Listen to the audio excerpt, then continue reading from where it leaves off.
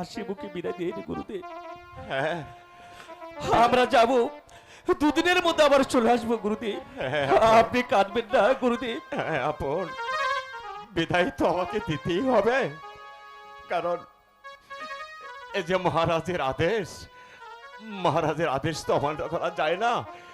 কিন্তু আমি ভাবছি এই বিদায় মুহূর্তে আমি তোদেরকে কি দেব?